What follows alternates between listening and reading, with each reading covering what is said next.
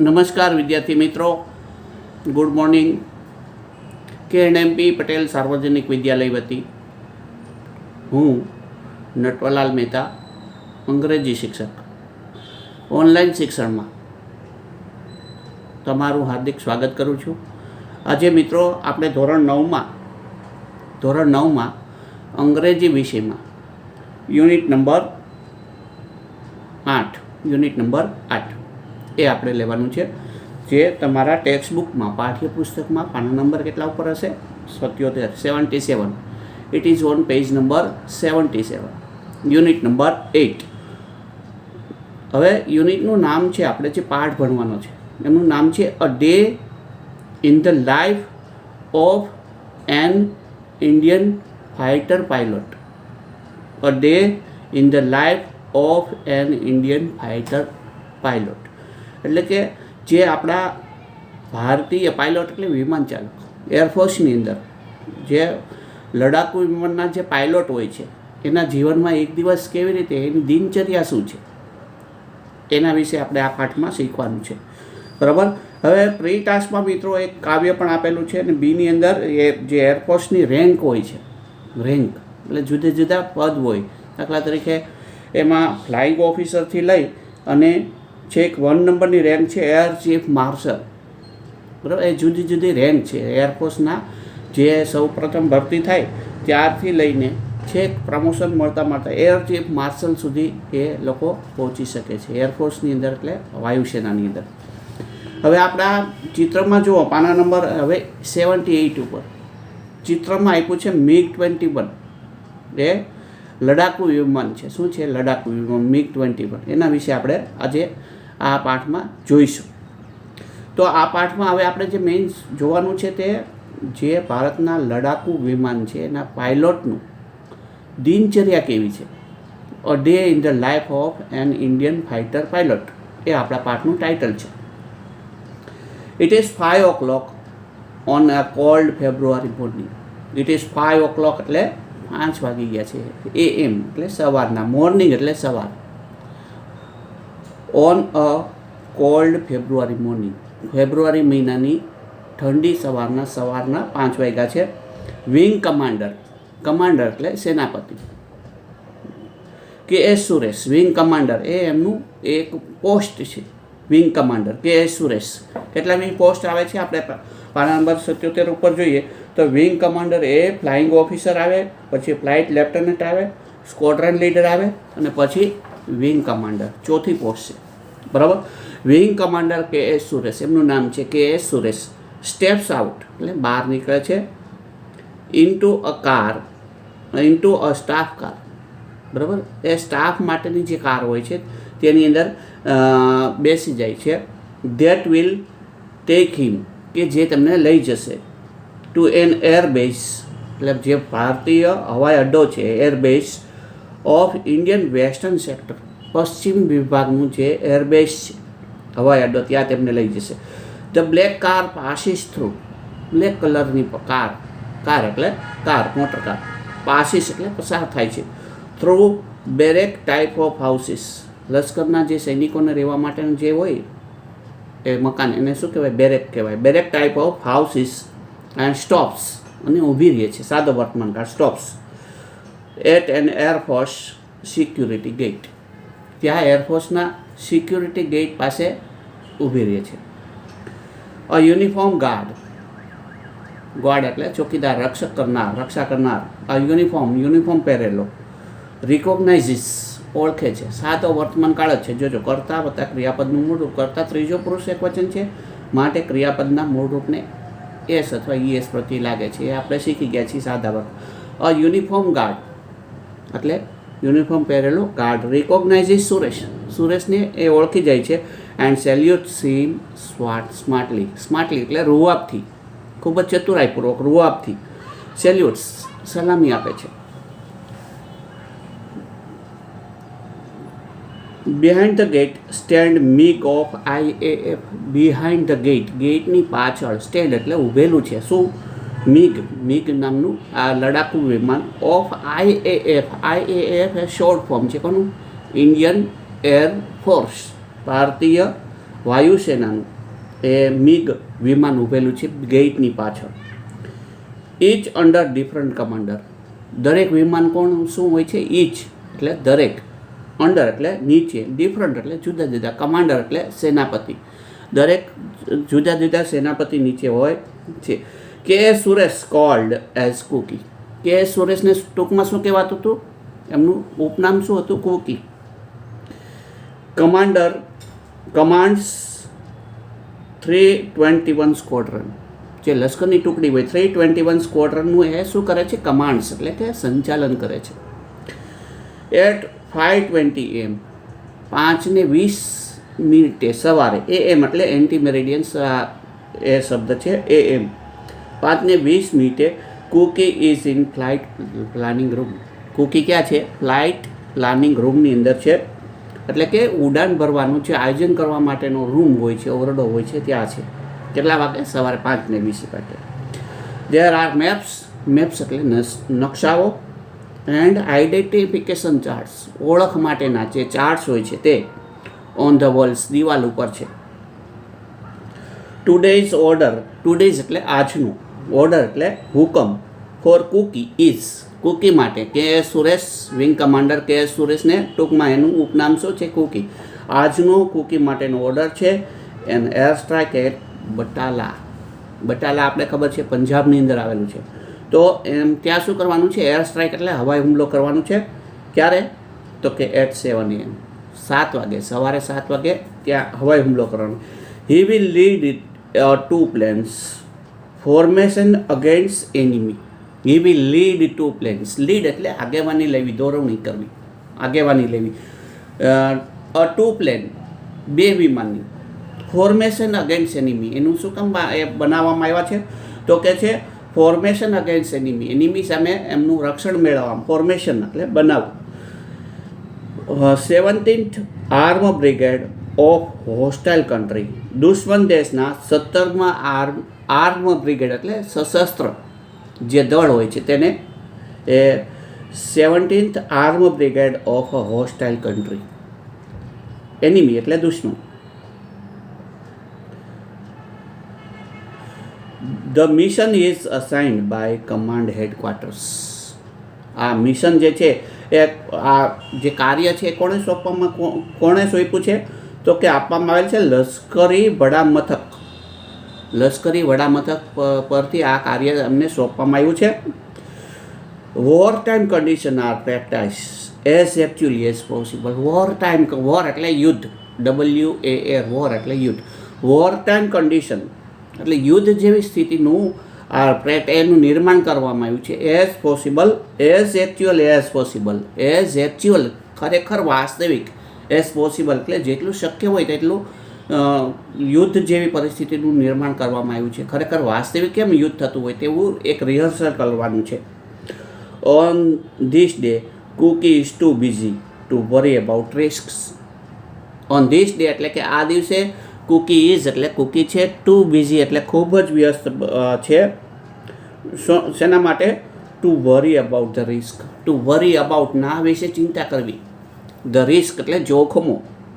જોખમો વિશે ચિંતા કરવામાં આજે એ કુકી જે છે એ શું કે છે? બિઝી છે.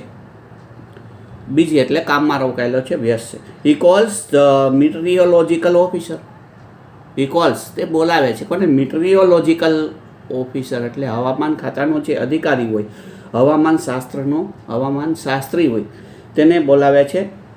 પછી to get the weather report. એને શું કામ બોલાવે છે? To get the weather report. હવામાન કેવું રહેશે એ માટે, એ રિપોર્ટ મેળવવા માટે તેમને બોલાવે છે. Thick clouds at 550 meters. 550 મીટરની ઊંચાઈ શું હશે? ગીચ, એકદમ ગીચ એટલે જાડા, થીક. ક્લાઉડ્સ એટલે વાદળો. Visibility 5 kilometers. દ્રષ્ટિ કેટલી હશે? 5 કિલોમીટર દૂર સુધી જોઈએ. અ હેઝ એટ 400 meters. હેઝ એટલે આપણે આમ ધુમ્મસ, HAZD, હેઝ એટલે ધુમ્મસ. એ કેટલું છે? 400 મીટરની ઊંચાઈ પર છે. West wind at 15 kilometers per hour. KPH એટલે kilometre per hour.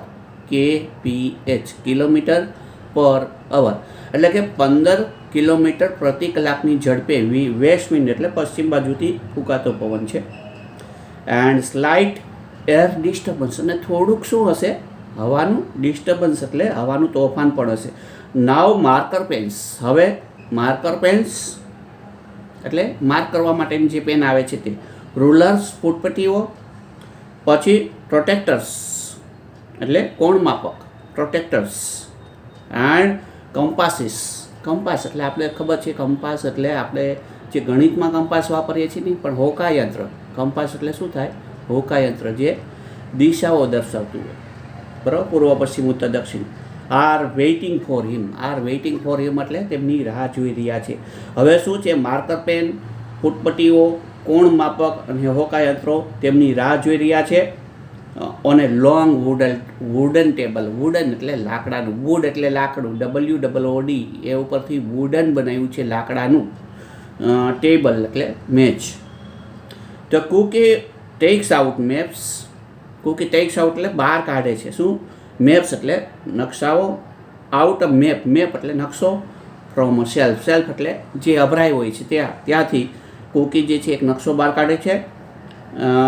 And chalks out, ગતિ નક્કી કરે છે, ચોક્સ આઉટ ધ પાથ, એનો જે પાથ છે રસ્તો એની એ નક્કી કરે છે, chalks out. And speed of the plane, અને બીજું શું, સ્પીડ ઓફ ધી પ્લેન, પ્લેનની એ કેટલી ઝડપ છે એ નક્કી કરે છે.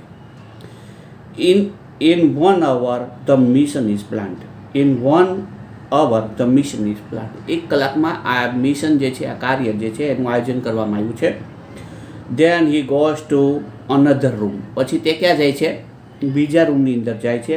And discuss the target with an army officer, and discuss અને ચર્ચા કરે છે, શું, ધ ટાર્ગેટ એટલે એમનું જે પેલું નિશાન છે, કઈ જગ્યાએ એમને બોમ્બ ફેંકવાનો છે તે ટાર્ગેટની શું કરે છે, ડિસ્કસ કરે છે, કોની સાથે, વિથ એન આર્મી ઓફિસર, આર્મીનો જે અધિકારી છે તેમની સાથે. સ્ક્વોડ્રન લીડર, બંડલ, બીજો સ્ક્વોડ્રન લીડર છે, સ્ક્વોડ્રન લીડર એટલે એ આગેવાન છે, સ્ક્વોડ્રન લશ્કરનું એક ટુકડી. બંડલ એમનું નામ શું છે, બંડલ ટૂંકમાં કહે છે, Tyagi is present there, squadron leader Bundle એનું ઉપનામ છે, Tyagi is present there, present એટલે હાજર છે, ધેર એટલે ત્યાં. There is Cookie's wingman, he is Cookie's wingman, he is એટલે તે છે, કુકીઝ વિંગમેન એટલે કુકીનો એ વિંગમેન છે. ઓન ધીસ ટ્રીપ, આ ટ્રીપની અંદર, આ મુસાફરીની અંદર, આ જે હવાઈ હુમલો કરવાનો છે. ડ્યુરિંગ ધીસ એક્સરસાઇઝીસ, આ બધી પ્રેક્ટિસ દરમિયાન, એક્સરસાઇઝીસ એટલે કે આ જે બોમ્બ ફેંકવા માટેની, એર સ્ટ્રાઇક કરવા માટેની જે મહાવરો છે એમાં એ શું છે, તેમનો વિંગમેન બનવાનો છે. રેન્ક મીન્સ નથિંગ, આ એક્સરસાઇઝ દરમિયાન બોમ્બ જે ફેંકવાની જે પ્રેક્ટિસ કરવાની છે, એર સ્ટ્રાઇક કરવાની, હવાઈ હુમલો, તેમાં રેન્ક મીન્સ નથિંગ, રેન્ક એટલે તમારું પદ ગમે એટલું ઊંચું હોય કે નીચું હોય એ તે કોઈ મહત્ત્વની બાબત નથી કે છે. જ્યારે કાર્ય કરવાનું છે ત્યારે બંને સાથે ભેગા મળીને કામ કરવાનું છે. થઈ ગયું. ઓનલી 20 મિનિટ્સ આર લેફ્ટ, ફક્ત કેટલી મિનિટ બાકી છે, 20 મિનિટ્સ એટલે કે 20 મિનિટ બાકી છે. Before the engine starting time, એન્જિનનો, વિમાનના જે એન્જિનનો સ્ટાર્ટિંગ ટાઈમ છે, શરૂ થવાનો સમય છે, તેમાં 20 મિનિટ બાકી છે. કુકી ગ્રેબ્સ હેલ્મેટ, ગ્રેબ્સ એટલે લઈ લેવું, પોતાના કબજામાં લઈ લેવું. હેલ્મેટ, ઓક્સિજન માસ્ક, ઓક્સિજનનો માસ્ક લઈ લે છે. એન્ડ હેડસેટ, જે માથા પર પહેરવા માટેનું જે હેડસેટ હોય છે તે. And walks to a service station, અને ક્યાં ચાલીને જાય છે, સર્વિસ સ્ટેશન તરફ. ધેર હી એક્ઝામિન્સ, તે ત્યાં શું કરે છે, એક્ઝામિન્સ એટલે તપાસવું, એક્ઝામિન એટલે તપાસવું. ફોર્મ્સ, ફોર્મ્સ જુદા જુદા ફોર્મ. સર્ટિફાઈંગ ધેટ, એ પ્રમાણપત્ર આપતા હોય છે. That every part in the plane has been checked, A form check કરે છે કે જે પ્લેનનો દરેક part, every part of the plane has been checked, એટલે દરેક પાર્ટ જે છે એને ચેક કરવામાં આવ્યો છે. ધેન હી વોક્સ અરાઉન્ડ, પછી તે વિમાનની ફરતે એમ રાઉન્ડ મારે છે, આટો મારે છે. The plane to check for leaks. પ્લેનની આટો મારે છે શું કામ? તો કે છે ટુ ચેક કરવા માટે. ચેક એટલે તપાસવા માટે. ફોર લીક્સ, કોઈ લીકેજ કોઈ જગ્યાએથી પાઇપને વગેરે કાંઈ લીકેજ નથી ને. પેનલ્સ, પિન્સ, બરાબર, અને પેનલ્સ અને પિન્સ એ બધું તપાસે છે, એટલા માટે તે વિમાનની આજુબાજુ શું કરે છે? રાઉન્ડ મારે છે. ધેર ઇઝ નન, એને એવું કંઈ દેખાયું નહીં, કંઈ કચાશ ન દેખાઈ. સો હી ક્લાઇમ્સ ઇન્ટુ હિઝ સીટ. તેથી તે શું કરે છે? પોતાની સીટ ઉપર તે, પોતાની જે બેઠક છે તેની ઉપર તે ચડી જાય છે. And sit કનેક્ટ્સ the oxygen supply.